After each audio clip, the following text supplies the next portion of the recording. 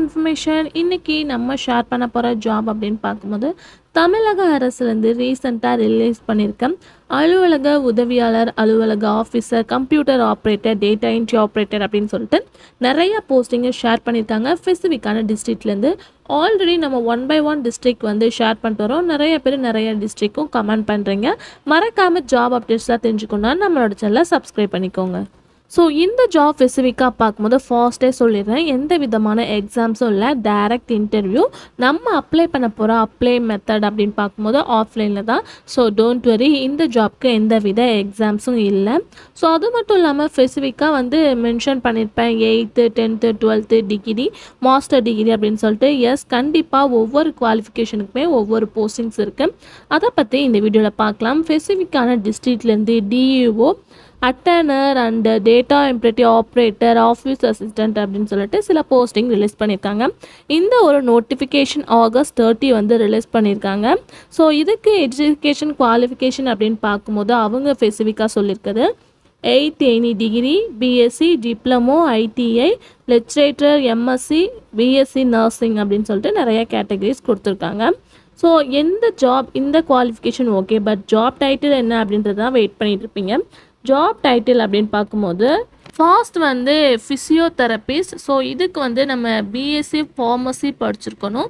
Salary வந்து 13,000 vacant வந்து ஒன்று தான். நெக்ஸ்ட்டு வந்து சோசியல் ஒர்க்கர், இதுக்கு வந்து போஸ்ட் கிராஜுவேட் படிச்சிருக்கணும். வேக்கண்ட் ஒன்று, சம்பளம் வந்து 23,800. அதுக்கு after data entry operator, so vacant ஒன்று தான், சேலரி 13,500. ஸோ என்னென்ன குவாலிஃபிகேஷன் கேட்டிருக்காங்க இந்த டேட்டா என்ட்ரி ஆப்ரேட்டர் பார்க்கும்போது டிகிரி படிச்சிருக்கணும், எக்ஸ்ட்ரா 1 year டிப்ளமோ முடிச்சிருக்கணும், டைப் ரைட்டிங் தெரிஞ்சிருக்கணும் அப்படின்னு சொல்லியிருக்காங்க. ஸோ உங்களுக்கான ஸ்பெசிஃபிக் வந்தாச்சு. ஸோ லேபர் டிரைவர், ஸோ இதுக்கு வந்து 8th குவாலிஃபிகேஷன் படிச்சிருந்தா போதும், டிரைவிங் லைசன்ஸ் வேணும். வேக்கண்ட் ஒன்று, சேலரி 13,000. அதுக்கடுத்து லேபர் அட்டெண்டர், இதுக்கு எந்த குவாலிஃபிகேஷனும் இல்லை, ரீட் அண்ட் ரைட் தமிழ் தெரிஞ்சால் போதும் அப்படின்றத மென்ஷன் பண்ணியிருக்காங்க. சேலரி வந்து 8,500. நெக்ஸ்ட்டு பார்க்கும்போது வந்து செயின் மேனேஜர் டிகிரி அப்படின்னு சொல்லிட்டு ஒரு போஸ்டிங் இருக்குது. இதுக்கு ஈக்குவலாக பார்க்கும்போது செயின் மேனேஜ்மெண்ட் படிச்சிருக்கணும் அப்படின்ற மாதிரி சொல்லியிருக்காங்க. சேலரி 23,000, வேக்கண்ட் வந்து 2 தான். அதுக்கடுத்து ஆதரவு ஊழியர் அப்படின்னு சொல்லிட்டு ஒரு போஸ்டிங் இருக்குது, சப்போர்ட் ஸ்டாஃப். ஸோ இதுக்கு வந்து ரீட் அண்ட் ரைட் தமிழ் தெரிஞ்சால் போதும், சேலரி 8,500.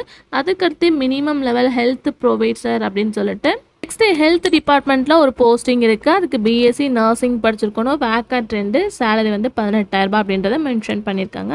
ஸோ உங்களுக்கு எலிஜிபிளாக என்ன இருக்கோ குவாலிஃபிகேஷன், அதுக்கு நீங்கள் தாராளமாக அப்ளை பண்ணிக்கோங்க. பயோடெக், பாட்னி, எஸ்எல்சி கண்டிப்பாக தமிழில் படிச்சிருக்கணும் அப்படின்ற மாதிரி சில இன்ஸ்ட்ரக்ஷனும் கொடுத்துருக்காங்க. பேசிக்ஸ் வந்து நான் சொன்னது தான்.